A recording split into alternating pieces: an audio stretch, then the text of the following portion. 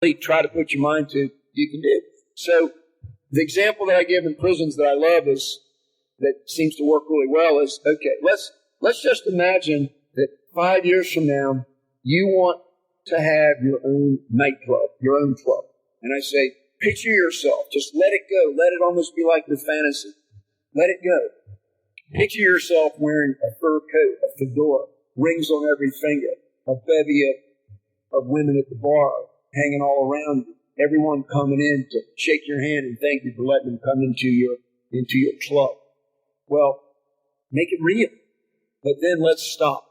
What is it that are some of the obstacles and limitations that you will have to overcome if you really want to do that? So let's be honest now. Well, you might need more money. You might need more training. You might need more skills. And so the idea is, let's design your own personal pathway to success where you really decide what you want to do. And that means something that would make you fulfilled, happy, that you would love doing. So that one day you could say, I'm not working, I'm just doing what I want to do, and I happen to get paid for it. So be thinking like that, and then break it down into, what is it that I need to do to get there? And here's the secret that I'm going to tell you. When you decide what you want to do, you want to become natural at that.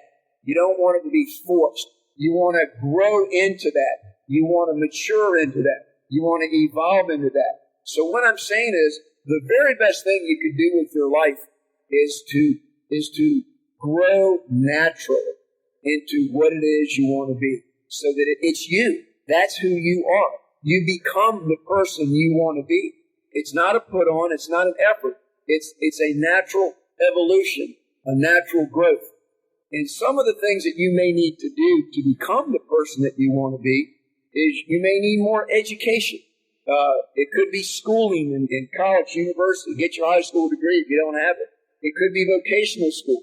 It could be just self-guided reading. It could be just reading a lot of articles, taking a lot of seminars and workshops and things. It might be that you need more experience in what you want to do. And it might be the best way to do that would be to go work for somebody that's already done it. And then that's when I get into the concept of become the world's greatest employee where you are. And I'm sharing all this with Dan. Dan, thanks for the time that you spent with me letting me talk to you about this. But as I continued with Dan in this conversation, what I got into was, if you really want to do something and you don't have much experience, go to work for someone else that's doing it. But the concept that I gave him, that I give everyone, of become the world's greatest employee is this. Instead of just having a job where you go to work and get paid to punch the clock or be there on a salary, go there as an entrepreneur in training. Go there as a future owner of your own business in training, and observe everything that takes place. Learn everything. If you're a waiter in a restaurant, don't just try to get big tips and give good service. Always do that. But when you're in the kitchen, study how the cooks rotate the inventory. Understand things. Learn how the cash register works. The point is, learn while you're at. Learn on someone else's nickel. But the main reason that you might want to become the world's greatest employee, if you intend to go into this type of business yourself and have your own employees, you will not know how to manage those employees if you haven't been a great employee yourself. You won't know what to expect. So this is kind of the conversation that I was giving Dan, and it went further. And so the bottom line is, when I got to the part about, if you do this and you're working somewhere with this attitude of an owner mentality, not as an employee mentality, then you're really going to excel. You're going to be offered promotions, you're going to be offered pay raises, more responsibility, things like that, because you're going to be a great employee, and they're not going to want to lose you. And at one point in time, this is the best part that I like to share with returning citizens in prisons. If you do this, you will rebuild your credit and have your savings, because you're going to need working capital and savings when you go into your own business. When you do that, though, you will be given a choice. You would have created a choice for yourself that you might not have ever had, of two positive things. And then I do the song by The Clash. Should I stay or should I go? Bum, bum, bum, bum, bum, bum, bum, bum. What that means is, if your employer that you're working so good for there really appreciates you, he's going to want to keep you.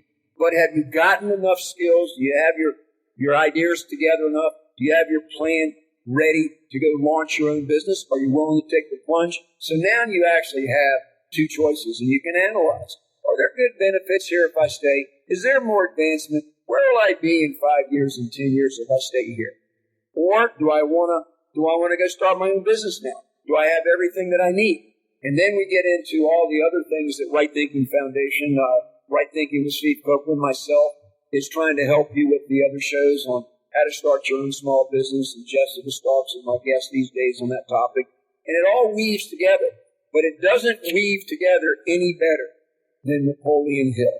And so what I want to read you is one last one here. This is the one that came out yesterday. The greatest cure known is work. Emotions are sometimes strange, volatile, and unpredictable. They do not always respond to logic and reason. They do, however, respond to action.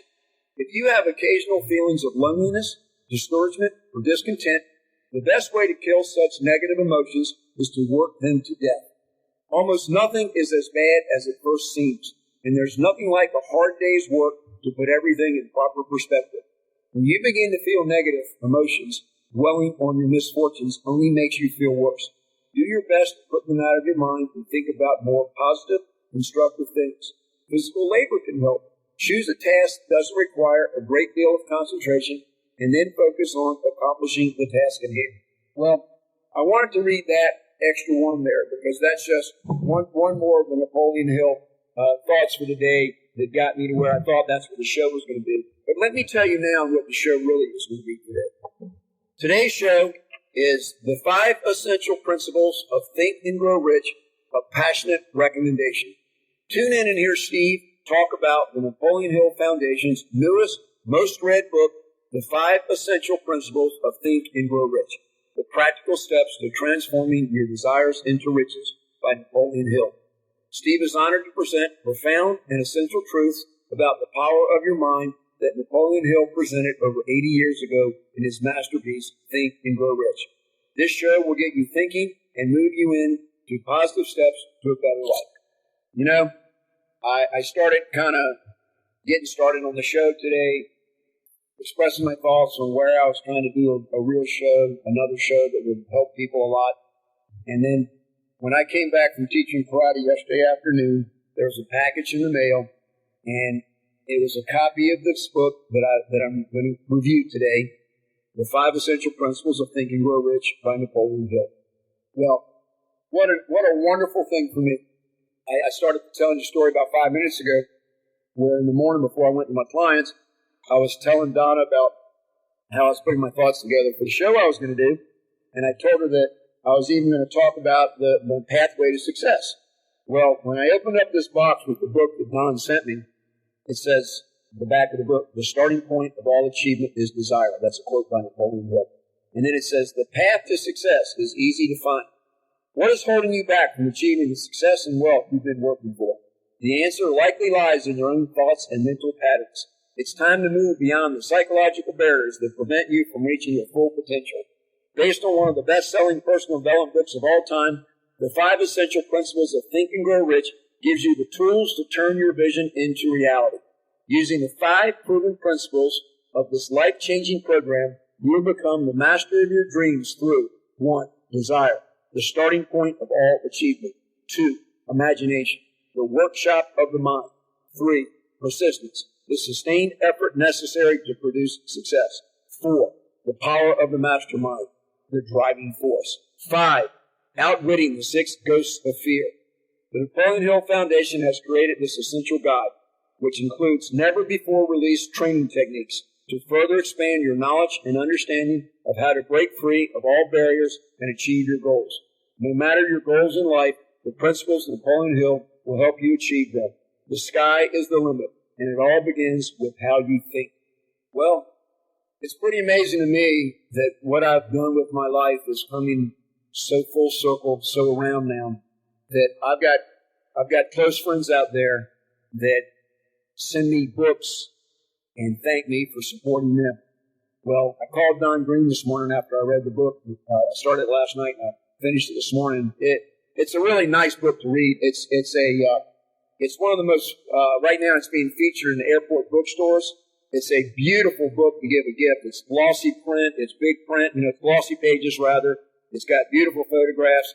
And like I told you, I've got about 10 or 12, 14 Napoleon Hill books right here in front of me. That's not all that I've read in my life. And I believe, and I told Don Green this morning when I called him to thank him right after I finished it, that this book is, in my mind, probably the greatest consolidation of all the Napoleon Hill thinking in one easy-to-read place I've ever seen. It is absolutely fantastic. If you've never read Napoleon Hill before, Think and Grow Rich, Outwitting the Devil are the two that I recommend first off. But this book here would get you started. And what I'd like to do today is, it's going to make my life easy. I'm going to spend the next 20 minutes or so just reading you some excerpts out of this book so that you'll know more about it. And, like I said, it's at airport bookstores right now. And if you got on an airplane for 2 hours or so and you had this book, you would get off of that plane just feeling like you are like going to do something really with your life. It would just clean out the cobwebs in your head, get you focused, and make you know that nothing's impossible. And let me say this before I go any further. I've said it numerous times. Whenever I go into prisons, I say that the three most important books of my life are, number one, the Bible, number two, Think and Grow Rich, and number three, Outwitting the Devil. So now I want to start just sharing some of this book with you, and it's my hope that you are encouraged, stimulated to maybe go get a copy of this and read it for yourself. It is absolutely incredible. And Don, what a confirmation, a validation for me that this book came in the mail to me yesterday. Thank you for sending it to me. Well, look, the table of contents is really pretty straightforward here. It's got a preface in it for it. I'll read the preface in a moment. But chapter 1, actually, I've already read the back of it. It says chapter 1 is desire, chapter 2 is imagination, chapter 3 is persistence, chapter 4 is power of the mastermind, and chapter 5 is how to outwit the 6 ghosts of fear. Let me read the preface to you, though. You'll like this. In 1937, journalist Napoleon Hill released the first Think and Grow Rich, a life-changing work based on his and Andrew Carnegie's belief that a fortune is within reach for all. To that end, Hill interviewed more than 500 self-made millionaires with the goal of unlocking the formula to their success. The trustees of the Napoleon Hill Foundation are pleased to present this special edition of excerpts from Napoleon Hill's classic book, Think and Grow Rich. For this special edition, we elected to focus on the first word in the title, think. The book you're about to read emphasizes the many fascinating powers of the mind, its ability to desire and commit to a goal, to imagine the means to achieve the goal, to persist with determination to attain the goal, and to gain the support of the minds of others to achieve the goal. For over 25 years, Hill was trusted to document and collaborate with the wealthiest and most successful businessmen of his time, resulting in Think and Grow Rich. This edition and all editions of Think and Grow Rich convey the experience of these men who began from scratch with nothing to give in return for riches except thoughts, ideas, and organized plans. Here you have the essence of the philosophy of money-making and other types of personal achievement, just as it was organized from the actual achievements of the most successful men of America during our formative economic years. It describes what to do and also how to do it. For this special edition of Think and Grow Rich, the Napoleon Hill Foundation is focused on 4 important success principles: desire, imagination, persistence, and the mastermind, as well as addressing the 6 ghosts of fear in the concluding chapter of the book.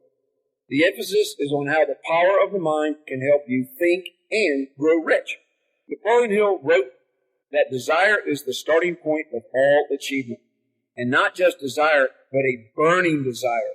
Desire leads to the development of one's major, definite purpose, without which success and happiness can never be attained. As a young reporter, Napoleon witnessed firsthand the Wright brothers' inaugural flight, surely the triumphal product of burning desire. He knew Thomas Edison, whose desire for the advancement of science and society was unmatched in his day and may still be unmatched today. Napoleon's desire to help his son, born without the means of hearing, produced a near miracle when after years of help from Napoleon, his son began to hear, to the shock of his doctors. All these examples of a burning desire are set forth in this book. Napoleon said that imagination is the